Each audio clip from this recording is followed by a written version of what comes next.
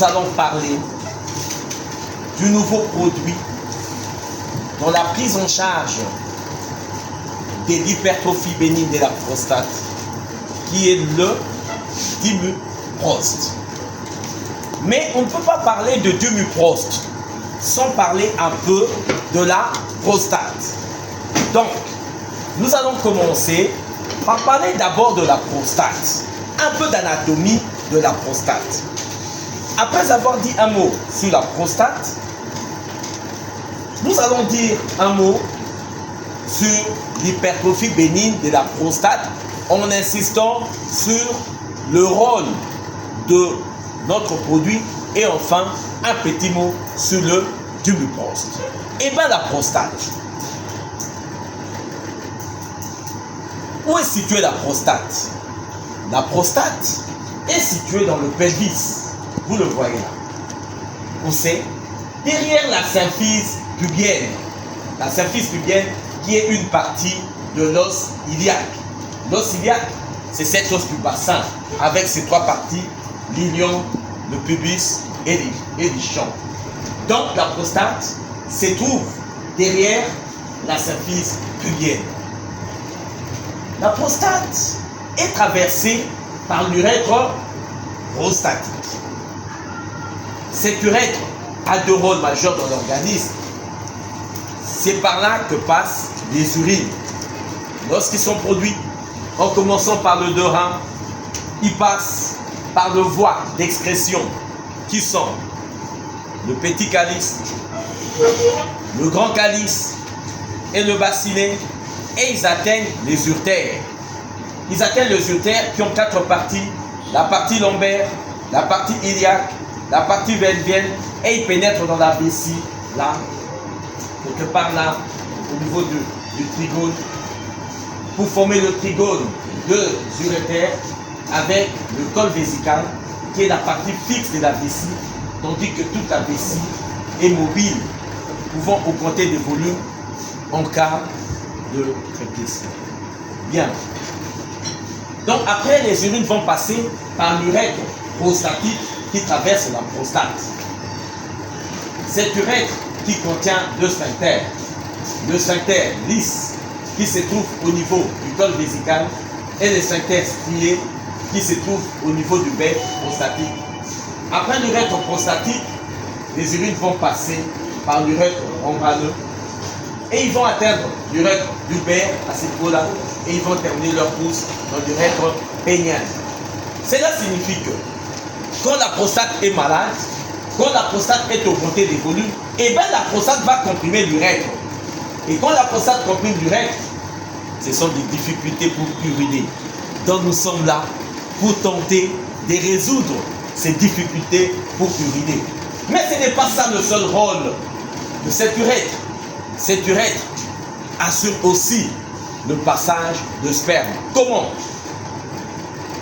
Le sperme, le spermatozoïde, qui sont produits sous le contrôle de l'hypothalamus avec la gonadotrophin releasing hormone qui agit au niveau de l'hypophyse dans sa partie antérieure.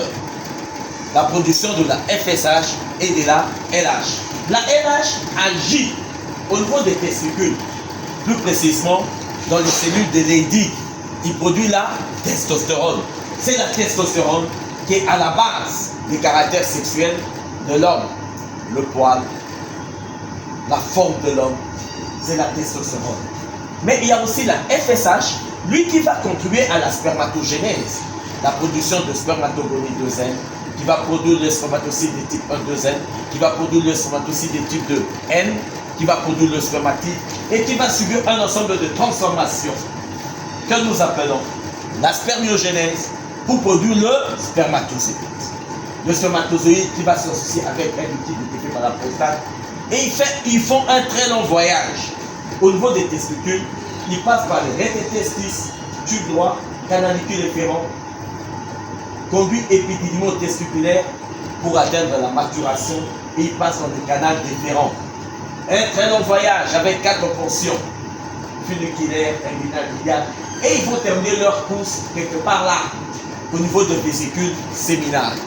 En fait, c'est là, dans le vésicule séminal, qui va s'accumuler des spermes dans des intervalles des éjaculations. Alors, qu'est-ce qui arrive pendant les éjaculations? Les spermatozoïdes vont quitter la vésicule séminale, ils vont passer dans le conduit éjaculateur pour terminer leur course au niveau de la prostate, au niveau de l'urètre prostatique, dans cette partie qu'on appelle le verumontanum ou le colluculus seminalis. Et là, il va poursuivre la route. Il prend la même voie que la prostate. C'est-à-dire, si la prostate est malade, eh bien, il va comprimer même la production de spermatozoïdes.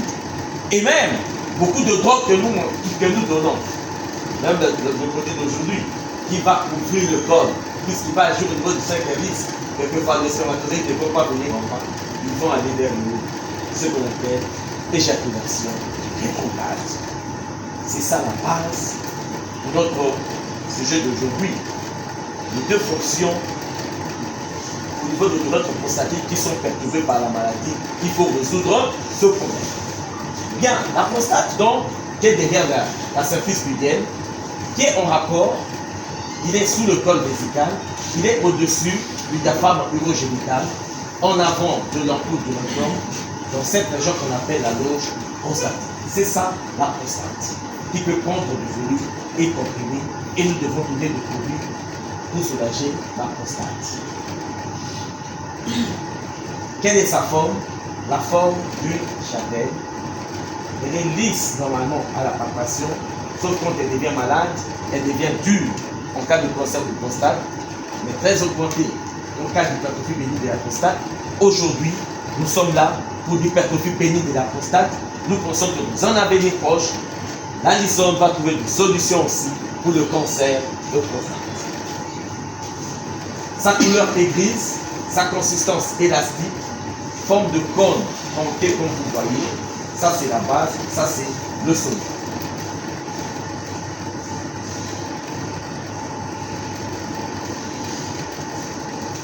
Il est traversé par l'urètre.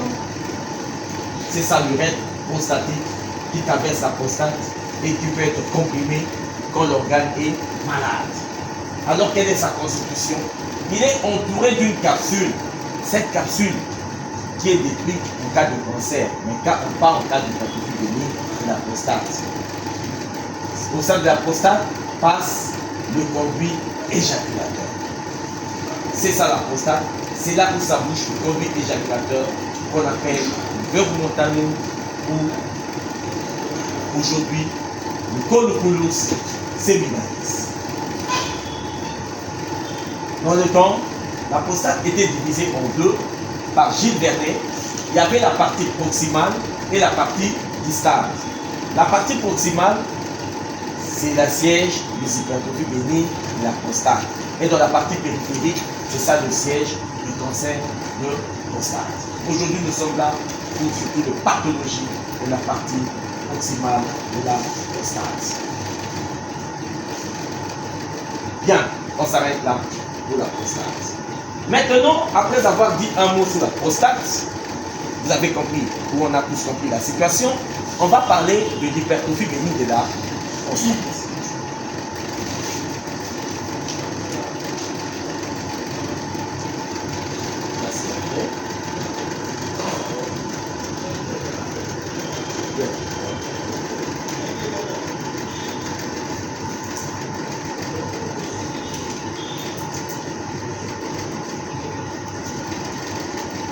Donc vous voyez, avec l'âge, à partir de 50 ans, à partir de 45 ans, la prostate qui est là augmente le volume.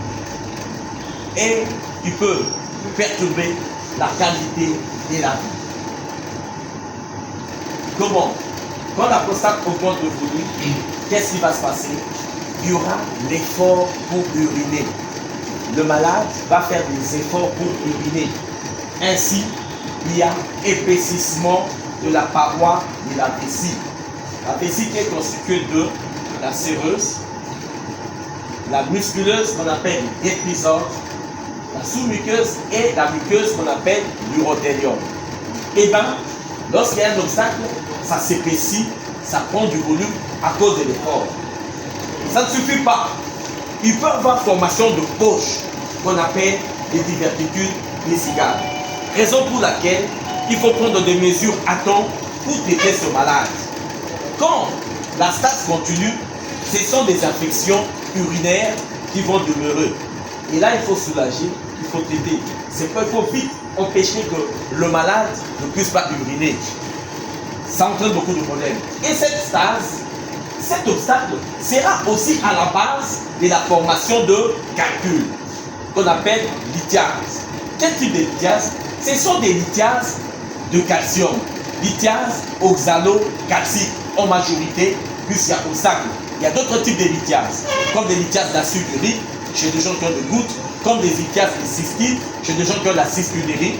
Mais ici, ce sont des lithiases avec le calcium. Qu'est-ce qui va arriver dans la suite? Eh bien, il y aura dilatation de uretère. Et enfin, il y aura dilatation au niveau du calice, petit calice, grand calice, et même au niveau du rein. Il s'en suivra l'altération du parenchyme rénal. L'altération du parenchyme rénal, c'est qui va entraîner une insuffisance rénale. Le malade sera candidat à la dialyse et même à la transplantation rénale. Donc, notre rôle aujourd'hui est que nous ne devons pas atteindre ce stade. C'est pourquoi le produit de ce jour vient pour résoudre ce problème.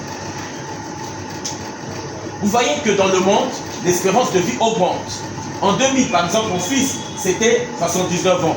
À l'époque, on nous disait l'espérance de vie du noir, c'était dans le 45, 55. Je crois que ça augmente aussi, avec l'augmentation de la qualité de la vie. En 2025, en Suisse, ça sera 82 ans. Et chez nous, même chez nous, les gens commencent à vivre plus longtemps. Donc, nous devons prendre des mesures pour améliorer leur qualité de la vie. C'est ça le rôle du produit de ce jour. Alors, quels sont les symptômes qui vont amener le malade en consultation? Il y aura des signes irritatifs et des signes obstructifs. Alors, qu'est-ce qui fait que cette prostate puisse prendre de volume? Je vous ai parlé de la testostérone qui dépendait de l'hypophyse avec la LH. La testostérone n'est pas une forme active. La testostérone doit être transformée en dihydrotestostérone qui est la forme active. Mais pour que la testostérone puisse se transformer en dihydrotestostérone, il y a l'action de l'enzyme qu'on appelle 5-alpha réductase. C'est cette enzyme qui permet cette transformation intraprostatique pour que la testostérone puisse jouer son rôle. Donc le produit de ce jour va agir à ces niveaux-là. Il va bloquer cette enzyme. Il va dire, toi, tu es à la base de l'hypertrophie de la prostate et viens nous te bloquant. Dès que nous bloquons, ça va diminuer la maladie. Bien. Quels sont les signes? On a des signes irritatifs. Cette vessie qui est hypertrophiée, eh bien, le malade aura besoin d'aller fréquemment uriner. C'est ce qu'on appelle la pollakiurie. À tout moment, moins de 2 heures, le malade va à la toilette. On appelle ça pollakiurie. Le malade ne saura pas retenir les urines. C'est ce qu'on appelle impériosité missionnaire. Mission impérieuse. Dès qu'il a besoin, il va à la toilette, les urines sont là, pantalon mouillé. Mission impérieuse. Et quand ça évolue, quand ça commence à obstruer au niveau du corps, qu'est-ce qui va se passer? Le malade aura des difficultés pour uriner. C'est ce qu'on appelle la dysurie. La dysurie, miction difficile. Au fait, je reviens là. Quelles sont les qualités d'une bonne miction? La bonne miction, elle est facile. Facile. La bonne miction, elle est continue. Continue, tu dois bien uriner. La bonne miction, elle est diurne. Diurne, la journée. La bonne miction, elle est volontaire. Tu urines volontairement. La bonne miction, elle est indolore. Quand tu urines, tu ne dois pas avoir de douleur. Et la bonne miction s'accompagne d'une sensation de bien-être. Quand tu as uriné, tu te sens bien. Donc ce malade dysurique, plus tard, il va commencer à présenter une rétention urinaire. C'est-à-dire qu'il y aura un globe vésical, une voussure à l'hypogastre.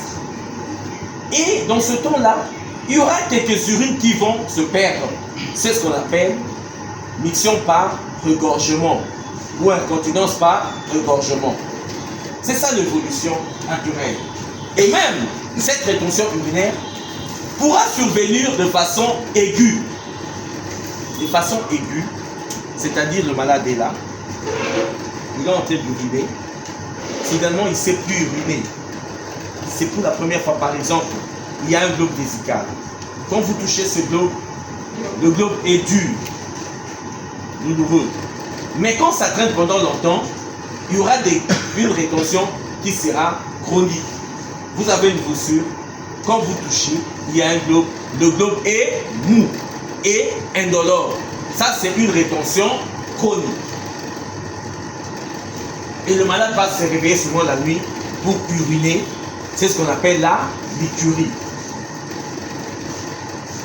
On aura donc l'hypertrophie de la musculature de la prostate. Vous voyez, là, il y a les méas urétéraux. Là, c'est le col vésical. Et là, c'est la prostate. Les urines doivent passer normalement de façon aisée. Dans ces cas, vous voyez la prostate hypertrophiée. Puisque la prostate est hypertrophiée, la prostate va comprimer le passage des urines. La prostate va obstruer le méa urétéraux. Et le malade a des difficultés, ce qui peut entraîner toutes les conséquences que nous avons citées, jusqu'à l'insuffisance rénale. Et quelquefois, la prostate augmentée des volumes, épaississement, le veine sur place, le varice vont se rompre et les malades auront des hématuries, émission d'urine mélangée au sang. Tout ça, ça fait partie de la suite de la maladie. Donc, quand le malade vient dans notre cabinet, nous commençons toujours par l'anamnèse. C'est-à-dire, nous devons connaître, d'abord, identifier le malade. Où est-ce qu'il habite? Surtout quel est son âge. Puis cette maladie, c'est souvent à partir d'un certain âge. Deuxièmement, il faut établir le score IPSS. International Prostatic Symptom Score. C'est quoi ce score? Au fait, ce sont des questionnaires déjà établis qui existent. Ce sont des questionnaires déjà établis qui existent où il y a 5 questions. Ces 5 questions, vous demandez au malade, pendant ces 4 semaines, combien de fois avez-vous senti ne pas bien vider la vessie? Ça suffit qu'il y a une obstruction. Et le malade va chiffrer ses réponses. 1, 2, 3, 4, 5. Pendant ces 4 semaines, combien de fois êtes-vous allé encore uriner après au moins 1 heure ou 2 heures? Ça signifie qu'il y a une prolacturie. Pendant ces 4 dernières semaines, combien de fois avez-vous une miction faible? Vous voyez, il y a une série de 15 questions qui existent et vous cochez le score. Et vous faites le total. Vous allez constater que quand le score va de 0 à 7, c'est modéré, c'est bénin. Entre 7 à 14, la symptomatologie est modérée. À partir de 14, la symptomatologie est grave. Et bien, à partir de 7, déjà, il faut prendre des mesures pour éviter que la maladie puisse évoluer. Dès que vous avez terminé, vous passez à l'examen général. Vous examinez le malade, vous savez que je vous ai dit que ces malades peuvent atteindre l'insuffisance rénale. Voyez alors leur conjonctive. Jusqu'au cas d'insuffisance rénale, vous savez que l'érythropoïétine est produit par le rein. Le malade peut présenter une anémie. Examinez le conjonctif, examinez tout le corps, examinez surtout l'hypogastre. Est-ce qu'il n'y a pas une voussure? Dès que vous terminez, vous faites un toucher rectal. C'est quoi le toucher rectal? C'est un toucher unidigital avec un doigt, malade couché. hanches et genoux fléchis, enduit d'un gel d'éthylocaïne, vous introduisez le doigt dans l'anus et vous allez palper la prostate. Est-ce qu'elle est augmentée des volumes? Et quelle est la consistance? Quelle est la consistance? Normalement, la prostate présente cette consistance. Mais quand elle est malade, en cas de cancer, la prostate est indurée. Vous sentez s'il y a le sillon médian ou bien s'il a disparu quand ça n'a plus de volume. Et même avec l'expérience, vous pouvez estimer le poids de la prostate. Vous pouvez dire, ça c'est vraiment une grosse prostate. Ça peut être 100 grammes, ça peut être 200 grammes. Ça c'est une petite prostate, 30 grammes. La valeur, le poids normal c'est 20 grammes. Avec l'âge, ça augmente. Après ça, vous passez aux examens paracliniques, notamment les CPU, l'examen cytobactériologique des urines, qui va déterminer le globule blanc, qui va rechercher s'il y a une infection. Chez nous, surtout on trouve l'Escherichia coli, le staphylocoque d'eau, rarement le streptocoque. Après ça, vous devez faire l'échographie de rein, l'échographie de la vessie et l'échographie de la prostate.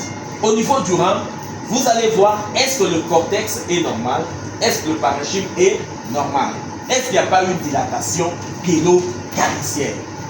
Au niveau de la vessie, vous allez examiner le contenu de la vessie.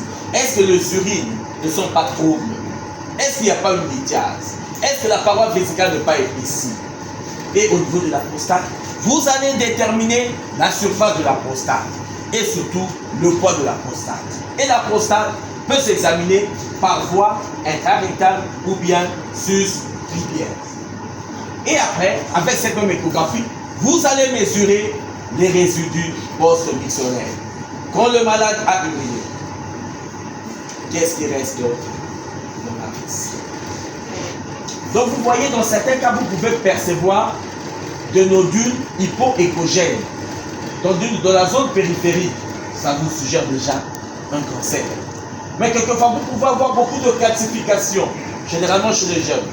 Ça vous suggère une inflammation chronique de la prostate qu'on appelle la prostatite chronique. La débimétrie, ça c'est, on est en train de faire une échographie en sus-pubienne. Ça c'est la débimétrie. Le malade urine. Vous enregistrez la courbe.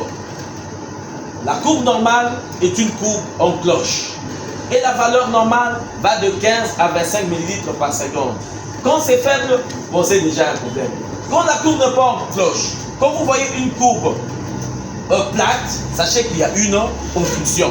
C'est-à-dire, c'est un malade qui souffre pour uriner. Et après ça, avec le bladder scan ou bien l'échographie, vous mesurez les résidus post-mictionnels. Dans les résidus, il est très important de donner les traitements, soit médical, soit chirurgical. Vous devez doser le PSA, prostatique spécifique antigène, qui est le marqueur spécifique de la prostate. Le PSA se présente sous la forme libre, la forme liée, et on établit toujours le rapport. Le rapport, c'est surtout pour de PSA faible. Comme vous avez un rapport qui est inférieur à 10, même si le PSA faible, pensez à un cancer. Quand le rapport est supérieur à 25, soyez calme. HPP, nous avons le traitement aujourd'hui. Nous résolvons le problème avec le produit de séjour. Bien, on dose le PSA. Marqueur idéal, oui. Mais aujourd'hui, il y a d'autres marqueurs, comme le PSA3. Jusque-là, ça ne fait pas trop rage dans notre monde. Nous nous basons toujours sur le PSA. Aujourd'hui, nous sommes là, c'est surtout pas pour beaucoup de théories, mais on a rappelé, mais c'est surtout pour le traitement. Quand traiter, qui traiter et pourquoi traiter? Bien, vous savez, je vous ai parlé de plusieurs anomalies pouvant accompagner l'hypertrophie bénigne de la prostate. Et ces anomalies conduisent à des complications, comme des rétentions urinaires récidivantes. Et bien ce malade qui vient chez vous, et il vous dit, moi j'ai des rétentions urinaires récidivantes, il faut les traiter. Il faut donner les produits, soit médical, même chirurgicales. Ce malade qui dit, j'ai fait toujours des infections urinaires à répétition. Comme il y a obstruction, il faut les traiter, il ne faut pas les laisser, donc donner des médicaments. Ce malade qui a des lithiases vésicales, là c'est l'indication d'un traitement ouvert. Il faut ouvrir pour enlever des traitements. Mais aujourd'hui, avec le développement, on peut traiter aussi par des moyens modernes. Il y en a 4 pour traiter les lithiases. La lithotripsie, ça pour corporelle. La néphrolithotomie percutanée, ça c'est au niveau du rein. L'urethéroscopie, quand c'est au niveau des urétères. Ou bien la chirurgie ouverte. Ça c'est quand ce sont des calculs calciques. Mais quand ce sont des calculs d'acide urique, on peut les dissoudre en remontant le pH. Et le produit existe. Je ne fais pas la publicité de produit. Le produit existe pour améliorer le pH urinaire et les calculs, c'est dissous. Alors, le traitement chirurgical dans le cas des grandes complications, on demande c'est la résection transurétale. Gold standard. On va commencer à réséquer le lobe médian, le lobe qui obstrue. On va amener ça bien sûr dans la patte pour déterminer si c'est réellement une hypertrophie bénigne de la prostate.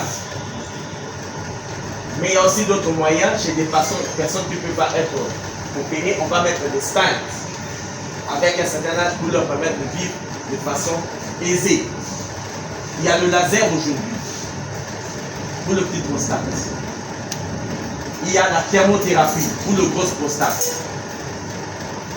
Par exemple, le patient qui est sous anticoagulant, vous dites qu'il est inopérable, vous faites la thermothérapie, vous introduisez le produit qui va au fait, je vais dire vulgairement, brûler les tissus prostatiques.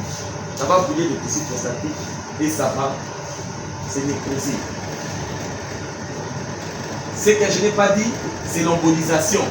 Aujourd'hui, il y a l'embolisation, c'est-à-dire on va tout simplement bloquer les vaisseaux qui vont vasculariser la prostate. Et la prostate ne sera plus vascularisée, va diminuer de volume. C'est une technique nouvelle, surtout pour le jeune. Pourquoi? Les jeunes ont besoin toujours d'éjaculer. Alors si tu dois l'opérer, je vous ai parlé de l'éjaculation rétrograde. Il vaut mieux vous emboliser, vous bloquer la vascularisation et les malades vont continuer à faire ses fonctions. Mais aujourd'hui, c'est surtout les traitements médicaux. Le traitement médical. Le traitement médical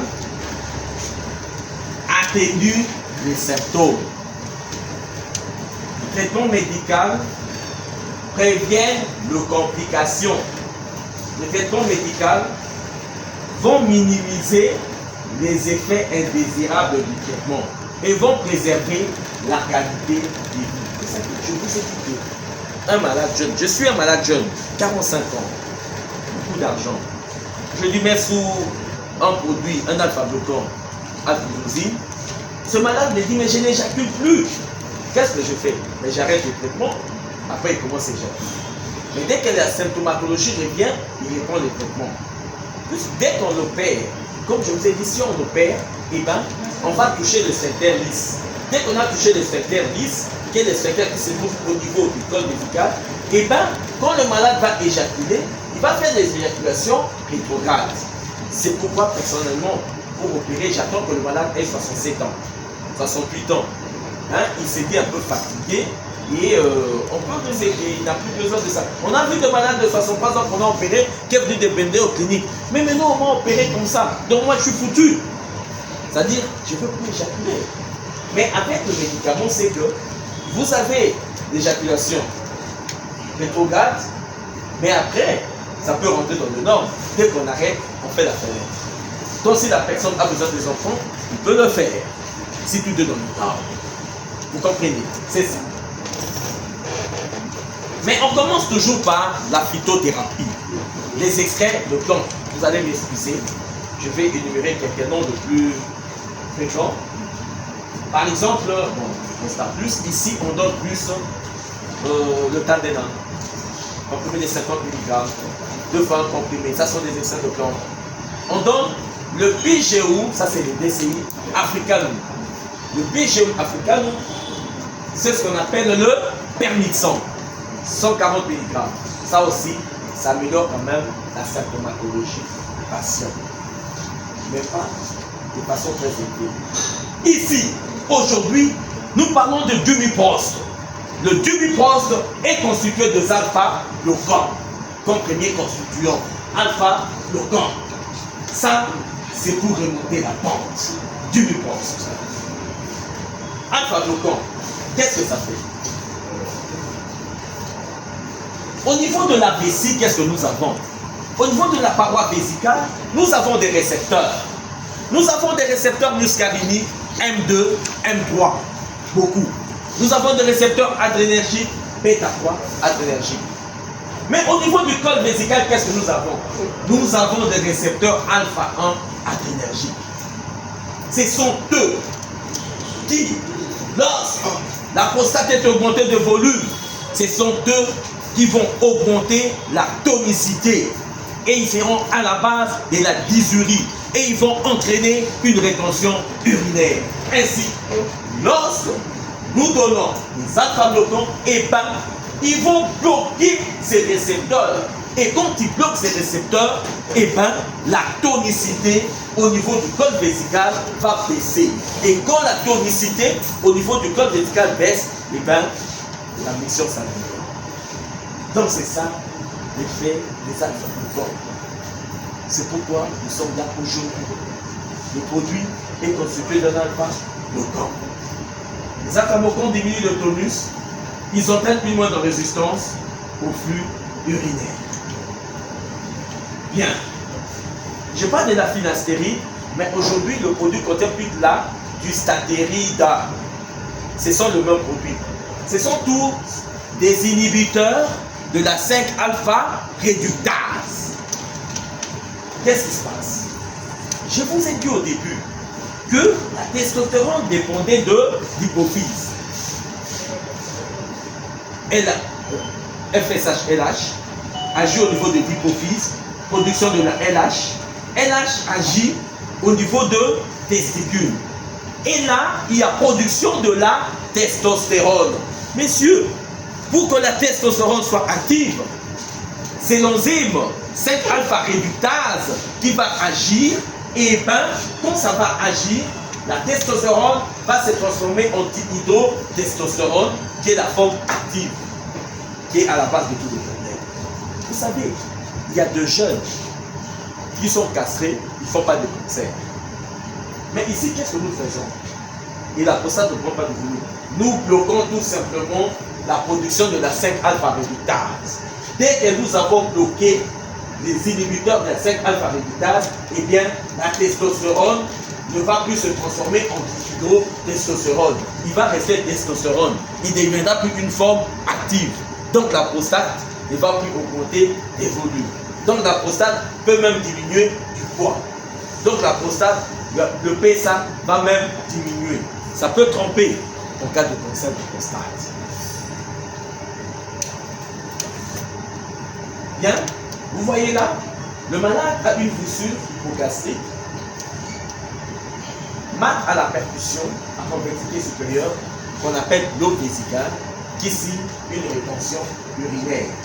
On peut placer la sonde. Si la sonde ne passe pas, c'est qu'il y a un obstacle au niveau de l'urètre. Des études faites en 98, quand on a commencé ce produit, les inhibiteurs de la 5-alpha réductase, qu'est-ce qu'on avait constaté?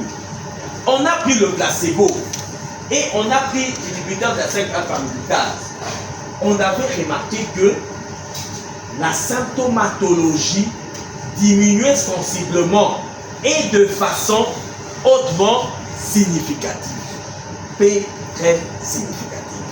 Donc il y a des raisons de prescrire les 5-alpha réductase.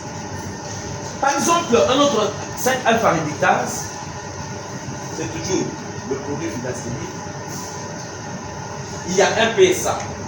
Quand le malade qui reçoit ce produit, sachez que son PSA diminue. Donc quand tu vois le malade te dire j'ai un PSA 8, sachez que son PSA est à 16. C'est l'effet de ce produit. Quand tu vois un PSA à 50, dis-toi que non, ce malade doit avoir un cancer. Son PSA est à 100. Et tu fais une biopsie et tu dois passer directement au traitement de cancer. Car 100 c'est déjà très élevé. C'est déjà concerne l'état sanguin. Donc l'avantage de ce produit, c'est que ça augmente, ça diminue même le PSA. Et on a constaté que après 6 mois, effectivement, le PSA était diminué.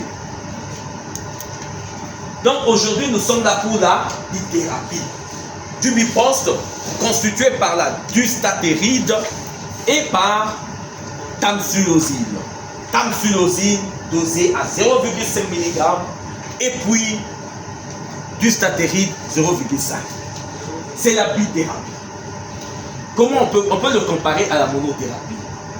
Quels sont les résultats? Au fait, ici, la bithérapie, comme on l'a dit, l'alpha-bloquant va bloquer la production, l'action des récepteurs alpha au niveau du col vésical, et bien il y aura diminution de symptômes. Il y aura augmentation du débit urinaire. Qu'est-ce qui va se passer?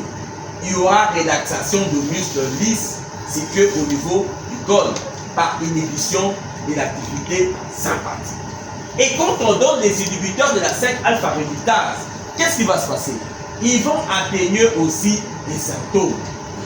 Ils vont augmenter les débuts urinaires et ils vont prévenir l'évolution de la maladie en bloquant les hormones. On a fait des études. On a donné, ça c'est un alpha bloquant, donc ça aussi chez 756 patients. Inhibiteur de la 5-alpha réductase chez 768 patients. Et on a associé le 2 chez 786 patients et on a donné un placebo chez un homme de 50 ans qui avait le score très élevé IPSS avec un débit très faible. Je vous ai dit que le débit à la débimétrie doit être supérieur à 15.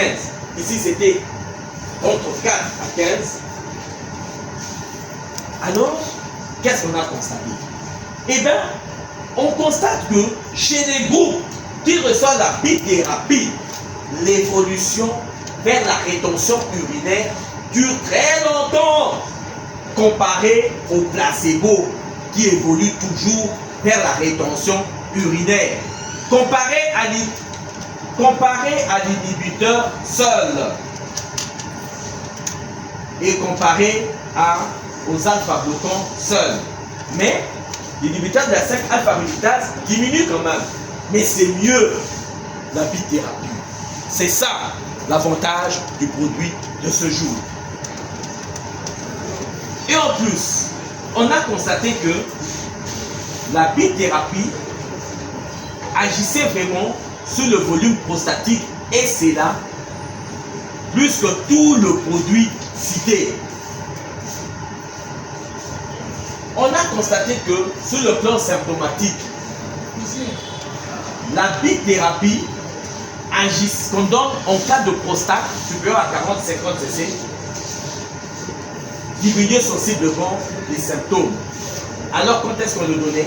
Il faut que la prostate soit augmentée de volume et il faut qu'on ait le score IPSS assez élevé. Et la progression de la maladie, messieurs, c'est toujours la bithérapie qui est avantageuse quand on compare aux autres produits. Donc la bithérapie est supérieure. Mais comme vous le savez, dans tout le traitement, il y a des effets secondaires. Il est très efficace, mais il y aura aussi beaucoup d'effets secondaires. Et le malade évolue vers les opérations. Et bien, la bithérapie, en tout cas, il y avait réduction à environ 67% de chances d'arriver aux interventions chirurgicales comparé aux autres traitements. Vous voyez que le placebo obligatoirement on opérait. Vous voyez que l'alpha-bloquant, vous avez pris ça, à un moment, il y a l'habituation. Après, le malade dit oh non, je ne me sens pas bien, on opère. L'inhibiteur de la 5-alpha réductase, ça va bien. Mais la bithérapie, c'est trop mal. Les malades résistent pendant longtemps. Mais l'effet secondaire majeur, c'est quoi? C'est la dysfonction érectile. Donc généralement, quand on donne ce produit, ce malade va se plaindre qu'il y ait jeu de problème de dysfonction érectile. Alors il faut lui trouver une solution. Il y aura quand même beaucoup de solutions. Mais il faut savoir que ces gens-là, ils sont âgés, ils ont d'autres maladies qui contribuent aussi à la dysfonction érectile, le diabète, l'hypertension. Donc il faut toujours voir tout ça. Il faut voir s'il y a des indications pour donner d'autres produits comme les inhibiteurs de la phosphodiesterase de type 5. Il y en a beaucoup. Tadalalfine, Cialis, ils ont des noms différents, Tupi, etc. On doit y associer s'il y a vraiment des indications, car le grand problème de ce produit, ce sont des troubles sur le plan sexuel, bien que ça améliore sensiblement la vie du malade. Qu'est-ce que nous pouvons retenir? La bithérapie est très efficace dans le traitement de l'HPP. La bithérapie réduit à plus ou moins 66% les risques de la progression de l'hypertrophie de la prostate. La bithérapie réduit l'aggravation de symptômes. La bithérapie réduit le risque d'évoluer vers la rétention urinaire aiguë. La bithérapie réduit la nécessité de recourir à une opération. Le malade va tenir pendant longtemps. J'ai des expériences personnelles de malades qui ont tenu de l'âge de 64 ans à l'âge de 75 ans. À un moment, ils ne voulaient plus prendre le produit, 75 ans. Bon, là, on s'est dit, bon, maintenant, on peut l'opérer. Et on a opéré le malade est toujours là, mais 90 ans aujourd'hui. Il a tenu 11 ans. C'est une expérience. Bien. Merci. Maintenant, nous allons passer au produit de ce jour, qui est le Dimiprost. C'est toujours la Bible. Aujourd'hui, nous sommes là pour le Dimiprost. Dimiprost, c'est l'association d'un alpha-bloquant et l'association d'inhibiteurs de la 5-alpha réductase. Donc, Dimiprost, ce n'est pas seulement un alpha-bloquant, comme la dosaxine, comme tamsulosin, mais il est constitué de tamsulosin. Ici, c'est une association. Comme je vous ai dit, avec le malade aujourd'hui, toujours l'examen clinique, déterminer les scores internationaux prostate score symptômes avec des fichiers bien établis, faire le bilan paraclinique, c'est-à-dire l'échographie, la débimétrie, les CBU, le PSA et passer au traitement. Il y a des traitements médicaux et des traitements chirurgicaux. Dimiprost constitué de alpha-bloquants. Qu'est-ce qui se passe? Ils ont un effet sur le symptôme de la maladie. Effet sur le symptôme de la maladie, c'est-à-dire les signes irritatifs, volaturie, impériosité émotionnelle, les suites obstructives dysurie, mission par regorgement, rétention urinaire. Les alpha-bloquants qui agissent au niveau du col vésical ont cet effet. Ainsi, il y aura une baisse de la symptomatologie du bas appareil urinaire. Qu'est-ce qui va se suivre? Que il y aura les débits urinaires qui sera amélioré. Et ensuite, il y aura la relaxation des fibres musculaires lisses. Comme on l'a dit, au niveau du col vésical, il y a des récepteurs, il y a des sphincters lisses. Donc les alpha-bloquants vont agir à ce niveau-là et le malade qui reçoit du Dimiprost va bien uriner.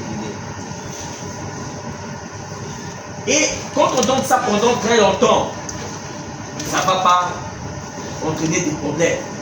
Ça marche bien. Son action est rapide, stable, sur une période de plusieurs années. Et en cas de rétention urinaire, la partie alpha-bloquant va aider à améliorer le chance de sévrage de la sonde, c'est-à-dire la sonde de la sonde. Le malade qui avait la sonde, vous donnez ce produit, et bien après quelques jours, vous enlevez la sonde, il urine bien. Il va vous dire lui-même, mais je constate que les urines sortent au autour de la sonde. Ah bon? Oui, enlevez la sonde, il va commencer à uriner normalement. Il rentre, il ne s'est même pas opérer. Et au long terme, il n'y a pas de risque de récidive. Alors, quelles sont les complications? Il faut toujours craindre l'hypotension orthostatique. Et il faut craindre la dysfonction éjaculatoire. Le grand problème de ce produit, en ouvrant le col, comme j'ai dit, le spermatozoïde, quand il quitte le bassin, qui est la vésicule séminale, passant par le conduit éjaculateur, eh bien, il ne va pas en bas, il rentre dans la vessie. Si vous prenez les urines de ces gens-là, vous regardez, vous voyez les spermatozoïdes sortir. Il y a plusieurs alpha-bloquants, alfusoxine, doxazoxine, prazoxine, dilodosine, théraposine. Dans notre produit du Biprost aujourd'hui, il y a tamsulosin, 0,4 mg, qui donne de bons effets, même quand on donne ça en monothérapie. Deuxièmement, le Dibuprost est constitué de 5 alpha, des inhibiteurs, de 5 alpha réductases. Quand on lui donne, qu'est-ce qui va arriver? Quand on donne ce produit, eh bien, le volume de la prostate va diminuer d'environ 20%. Comment? Puisqu'il a bloqué la transformation de la testostérone en dihydrotestostérone. Ainsi, la prostate va commencer à diminuer du volume. Mais quand est-ce qu'on doit donner? Eh bien, il faut tenir compte du poids de la prostate. La prostate doit avoir un poids supérieur ou égal à 40 mg. Et puis, l'autre conséquence, c'est que ça va baisser les taux du marqueur spécifique de la prostate d'environ 50%. Attention, il arrive des malades qui ont reçu ce produit. Mais on ne savait pas que c'était un cancer. Quand on sait que c'est un cancer, eh bien, on va se dire, si son PSA était à 40, c'est que c'était à 80. Pourquoi? Ces produits doivent diminuer le taux du PSA par 2, 50%. Ça diminue les risques d'évoluer vers la rétention urinaire aiguë. Je l'ai dit, effet indésirable, baisse des libido, trouble de l'érection, trouble de l'éjaculation. Alors, quels sont les inhibiteurs de la 5-alpha-réductase? Il y a la finastéride qui est 5 mg. Mais ici, nous utilisons la dustatéride, 0,5 mg. Dibuprost, l'objet de ce jour, c'est donc ce produit qui est dosé à 0,5 mg et à 0,4 mg. 0,4 mg d'oxydate de tamsulosin en forme capsulée. C'est l'association dustatéride et tamsulosin indiquée en cas d'hypertrophie pénible de la prostate, contre-indiquée en cas d'hypotension et en cas de grossesse. Il faut dire à l'homme de porter toujours le préservatif, car on a constaté que ce produit traversait même la barrière hématoplacentaire et il s'est retrouvé de l'autre côté. Donc on conseille le préservatif en cas de grossesse. Il a une grande incidence sur le test du PSA, car il diminue le taux du PSA. Dibuprost, le produit du jour. Alors pourquoi prescrire le Dibuprost ici au Congo? Parce que il y a d'autres molécules qui ont existé. Pourquoi nous avons prescrit le Dibuprost?